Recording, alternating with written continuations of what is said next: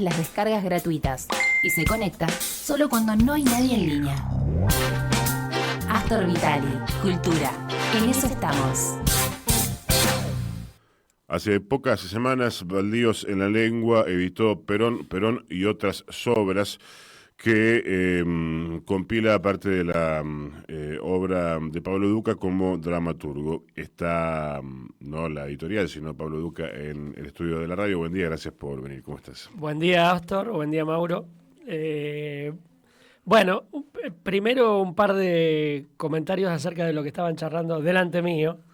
Estuve en esa reunión. Ajá. Que hablas del puerto. Sí. Fue por Zoom, me parece. Estuvo usted, sí.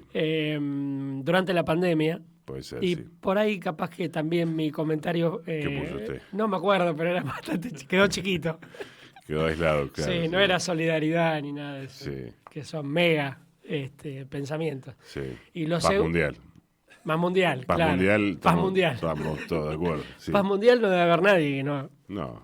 Bueno, alguno que vende armas. Bueno, sí, claro. Y lo segundo es que me hicieron recordar que Sábato, que era un gran pesimista, Sí. decía o postulaba que el que se autoproclamaba como optimista en un mundo como este era un pelotudo, ¿no? Claramente. Esto es lo que vos decías de que dudo de estar bien. Sí, sí, cuando la gente... Toma conciencia de dónde vive, ¿no? Exacto, lo que decíamos fuera de esta columna antes de ingresar, cuando alguien le pregunta cómo está y dice está bien y sonríe, uno empieza a desconfiar porque empieza en qué mundo vivís. Claro. Eso no quiere decir que hay que estar mal y todo No, eso. No. Pero quiere decir que lo que quiere decir. Uh-huh. Pablo Duca es actor, es dramaturgo, es... ¿qué es Pablo Duca? Todo eso y nada a la vez. Me parece que después de haber hecho en mi historia como médico una super especialización, Uh-huh. y con este pensamiento de que hay que saber mucho de muy poco, Sí. que el mundo productivo nos lleva a eso, ¿no? Yo me terminé yendo para el otro lado, ¿no? Y es parte de una foto de mi historia. Y ahora estoy haciendo muchas cosas que probablemente tengan la mediocridad de aquel que ejerce muchas acciones y ninguna con el poderío del 100% de su voluntad, sino una parte, qué sé yo. Y eso me hace un actor mediocre, un poeta mediocre, un dramaturgo mediocre, un médico mediocre, bueno, todo eso. En cualquier caso sería mejor que ser un medio poeta que un medio dramaturgo. Le faltaría el 50% Claro. de algo. Claro. Eso... Pero me parece que, por otro lado, yo me he ido preguntando en la vida si... Nada, ¿qué tiene uno para decir en algún punto? Y me parece que hay distintas herramientas para hacerlo, ¿no? La dramaturgia es una, la poesía es otra, la narrativa es otra, la actuación es otra. Claramente no está en la medicina la ruptura del establishment o este pensamiento del que hablaban al principio de estoy bien, estoy mal, bueno, no está ahí. Uh-huh. Vamos a mostrar, ya que ahora tenemos imagen, el libro de Pablo, no sé si estará bien o mal de distancia, pero acá lo pueden ver. ¿Cómo se consigue el libro? ¿Se contactan con la editorial? Sí. Y ahí también hay un intento de ruptura. Las librerías también están pasando por un momento muy de crisis. Sí, algunas. Algunas que no son mega librerías, o la mayoría. Sí. Y por otro lado, los y las escritoras también estamos en un momento donde, bueno, ¿dónde vendes tu material? Uh-huh. Y una manera que encontramos con la editorial es, después de hacer una función de Cama 5, que es una de las obras que están entre las 5 obras que están en Perón y otras obras, sí. es tener el libro a disposición para quien quiera, se haya encantado, le haya gustado el texto de Cama 5, investigue un poco. Y por otro lado también es un desafío de ofrecer dramaturgia o ofrecer texto teatral Sí. para aquel que no está habituado o aquella que no está habituada a leer texto teatral, ¿no? Habitualmente el texto teatral es difundido entre el ambiente teatral para aquel que está buscando alguna obra para hacer o para dirigir. Y yo creo que también es una forma de narrativa, y no sé cuál fue tu experiencia al leerlo, pero más allá de que sea bueno el texto o no, invita a una imaginación distinta, porque básicamente tiene que ver con diálogos de personajes, y eso te lleva a una narrativa distinta, a un cuento o a una novela, digamos. Y mi intención o mi imaginación me lleva a que cualquiera va a leer estos textos como va a leer una historia, ¿no? Ujú. Estaba pensando en el tema de edición, de dramaturgia, que, bueno, entiendo que, salvo para bueno, en general en el ámbito del teatro hay mucha fotocopia, no es que Sí. vamos a decir aquí que los actores y las No. actrices, en general, fotocopian las cosas, no es que van a andar comprando. No, pero, salvo algunos más consagrados, que tampoco venden tanto, dicho por digo, Mauricio Cartoon, como uno de los más, hoy en boga, felizmente, digamos, Sí, pero en claro. boga, no se edita tanto. Así que te pregunto cómo has editado, como decías, narrativa, poesía, eh, si tuviste la duda, recién dijiste, Cama 5 estuvo girando, anduvo por Chile, anduvo por Buenos Sí. Aires, por otros lugares, y es una forma también de acercar la narrativa, pero la narrativa no, perdón, la narrativa en el sentido del Sí. texto de la obra. Pero te pusiste a pensar o te dijeron, che, edito, no edito, alguien lo va a leer, alguien no lo va a leer, en el sentido de que, bueno, no es un cuento. Sí. Primero Baldíos en la lengua quería sacar Ujú.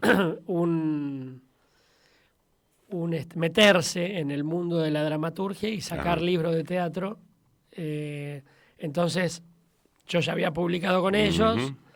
y yo tenía intenciones de sacar un libro de dramaturgia. Sí, Cada vez me siento más dentro del ambiente teatral y menos del ambiente de la poesía, entonces Ajá. era una manera de resignificar eso en mí, Sí, sacando un libro de teatro. Y yo creo que en realidad me pasé de un micromundo que sí. poco vende en la literatura como la poesía a uno que vende menos todavía que la dramaturgia. Bien. O sea que voy a tener que seguir trabajando Vas en caída de lo libre. que hago.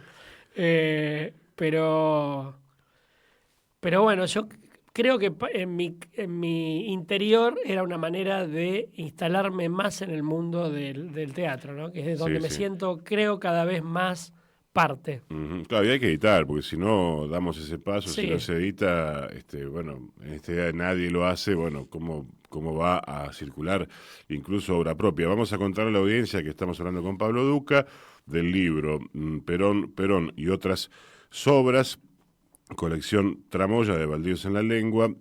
Tiene un prólogo de Andrés Binetti y tiene 5 obras de teatro. Perón, Kiev, Otra forma de ver el amor, La Salomónica Muerte de Adán, Cama 5, Unipersonal en un acto y Azul un ala. Eh, bueno, de Cama 5 hemos hablado porque te hemos entrevistado cuando se estaba por hacer en el municipal, modificada, porque se había hecho online en su momento. Sí. Creo que viniste al piso también. Me decías que hay 2 obras que fueron puestas en escena, ¿no? De estas. Cama 5 y Víctor Mancilla hizo una versión de La Salomónica Muerte de Adán, y el resto está, bueno, esperando que alguien Perón, Perón, Kiev y Azul Lunalas. Sí. Son las que no se hicieron. Bueno, ahí vamos a hablar un poco ahora de tu forma de trabajo con la dramaturgia precisamente. Yo leí las 3 primeras que mencionábamos y pensaba en preguntarte respecto de 2 o 3 cosas. En principio, ¿cómo imaginás? Porque, bueno, los sitios históricos en los que se emplaza cada una de las obras son diferentes y significativos en cuanto al contexto y por qué están los personajes que están. ¿Y cómo vas pensando los personajes? Y también, te lo digo todo junto para que vos después cuentes cómo trabajas en teatro. Y también el tema de las didascalias, las aclaraciones, los textos que tienen un carácter narrativo que condicionarían de alguna manera también la mirada de un potencial director. Ujú. Y esto es una manera de preguntarte también qué lugar tiene para vos como autor el tema del cuerpo en el teatro, porque hay quienes solo ponen un texto y como autores, ¿no? Y dicen, bueno, que se arregle, que haga lo que quiera efectivamente el puestista. Pero vos también escribís algunas imágenes, sería así que tal vez quieras ver además de las palabras. Bueno, esto para contarle más o menos a la audiencia alguna lectura muy brevísima y que vos nos cuentes cómo trabajás el texto teatral. Hay un par de obras que nacieron en un taller, digamos. Ujú. Perón, Perón es una que hice al inicio, gatilló un taller, en un taller de Mariela Asensio, y la Salomónica Muerte de Adán hice un taller de Argentores que lo dirigió Andrés Vinetti, Ujú. y bueno, un poco te conté el trasfondo de lo que me movía en su momento la Salomónica Muerte de Adán, que era, bueno, quiero escribir sobre qué le pasa al resto con la toma de decisión de libertad de uno, qué le pasa al resto cuando uno toma la conducción de sí mismo, digamos, Ujú. que puede estar incómodo o no.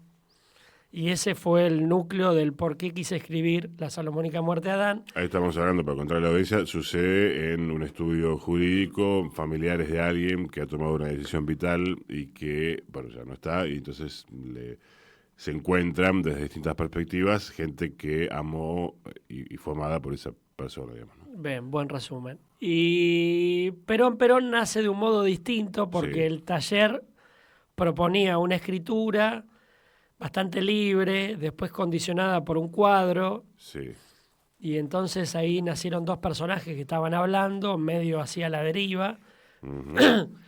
y después me pareció que había que darle un contexto, y para mí el contexto, en el momento que lo escribí, era de algún modo reivindicar una fecha Sí. trascendental en la historia política argentina, que fue el 17 de octubre, Donde están la Turca y Tito. donde están la Turuca y Tito. Ujú. Y de algún modo la historia me fue llevando a ver cómo esos 2 personajes convivían ese día, y justo una prima me había pasado un libro de física cuántica, Sí. entonces dije, qué bueno que esto también tuviera algún nodo transtemporal, no había escrito de ese modo, entonces tiene ese devenir, digamos, que se va descubriendo en el transcurso de la obra. Ujú. Y el resto son obras que yo me pongo a escribir porque siento que hay 2 o 3 personajes que están hablando, y después la historia, los personajes me van pidiendo que los meta en una historia, y cada personaje siento que me lleva a algún lugar. No tengo casi nunca una historia prearmada antes de escribir. Ujú. La historia me lleva. Y después yo he actuado en algunas obras que he escrito. Sí. Por ejemplo, Un tren en un bar, que dirigió el Negro Moreira, que aprovecho para hacer una mención de amor a alguien que se fue y que creo que forma parte de una historia muy importante del teatro bahiense, como Gustavo Moreira. Y él dirigió, después escribí otra obra con el Toma González, Escuelos en un bidet, que también participé como actor. En todas esas historias yo me ubico nada más que como actor y ya el texto lo tomó el director y ahí me entrego al juego, a lo lúdico. Después es cierto eso que decís, que el dramaturgo imagina de algún modo un contexto, unas cortinas, una música, que las pone como didascalia, pero también entiendo que si el director o la directora respeta el núcleo de lo que quiere decir el dramaturgo, después el cómo es circunstancial.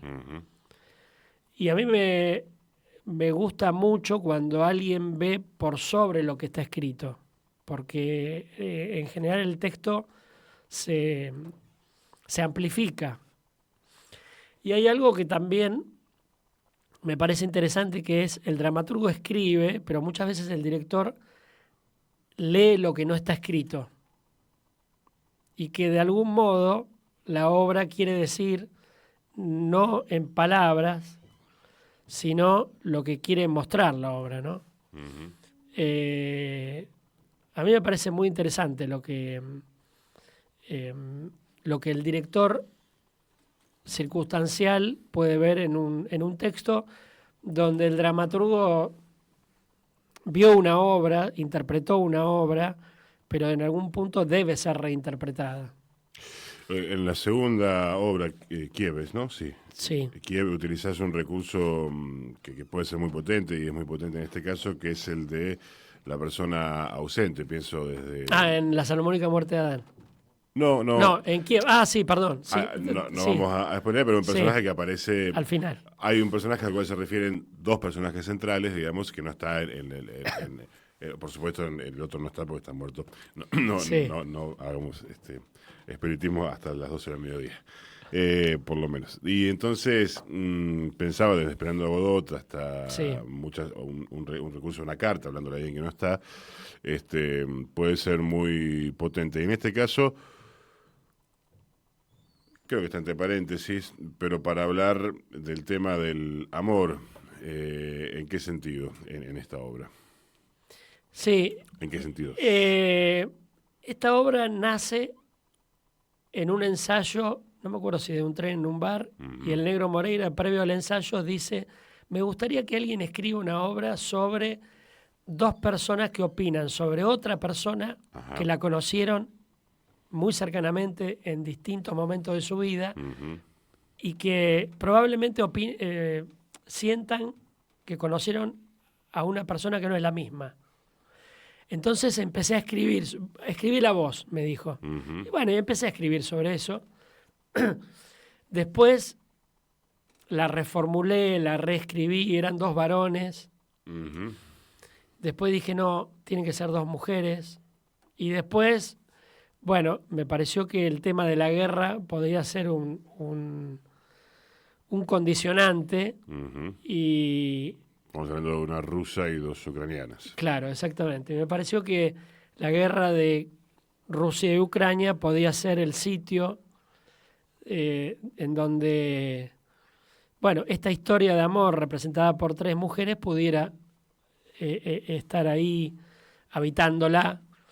Sí, el recurso del personaje que no está siempre es un recurso, mencionaste algunas, siempre es un recurso teatral potente, ¿no? Potente, que le da cierta incertidumbre a lo que va a suceder y que puede suceder o no, que para el espectador... Alguien que no está, ¿quién es? ¿De qué claro, se trata? Y que tanto lo que postula el personaje en escena como la misma imaginación del espectador están generando algo que por ahí va de la mano o no, y eso tiene una potencia, ¿no? Bueno, el tiempo es una mierda, Pablo Duca. Siempre. Vamos a decirlo así, nos acerca cada vez más a la muerte, y en este caso a la de esta entrevista, lamentablemente. Perón y otras sobras, Pablo Duca, es el libro del cual estuvimos conversando este ratito, con prólogo de Andrés Binetti. Te pueden en las redes sociales Sí, claro. de la editorial y de la tuya buscarlo, y te pregunto corto, por favor, ¿qué estás haciendo ahora, para cerrar? Bueno, estoy casi abocado a Cama 5, que Ujú. es un unipersonal que no sé cuántas obras de teatro en su historia se han reformulado a tal punto de que durante la pandemia yo hice Cama 5 por streaming, que era un médico en una guardia, en un hospital, en un pueblo, en el sur de Santa Fe. Eso no está disponible, ¿no? Eso está en YouTube. Ah, está en YouTube, está Sí, subido, sí. está en YouTube. Y la necesidad de hacerla presencial hizo que con Fernando Santiago, mi director, buscáramos otro costado, y Cama 5, que era un paciente de los que atendía este médico, se transformó en que Cama 5 ahora es él. Entonces creo que también es un pretexto para hablar del DNU de Milei, que entre otras cosas retrotrae todo lo trabajado en salud mental a la institucionalización del loco, ¿no? Nuevamente. Entonces me parecía un pretexto para hablar de la locura, la cordura y la vida y la muerte en alguien que está encerrado, pero no sabemos si debiera estar encerrado. Entonces, Cama 5 me tiene muy entretenido. Ahora tengo una cirugía próxima, me vine de Chile con una hernia inguinal bilateral, cosa de viejo. Así que me opero la semana que viene y después ya en septiembre vuelvo otra vez a las tablas. Gracias por venir. No, gracias a ustedes por el espacio. Pablo Duca, en eso estamos. El libro se llama Perón y otras sobras.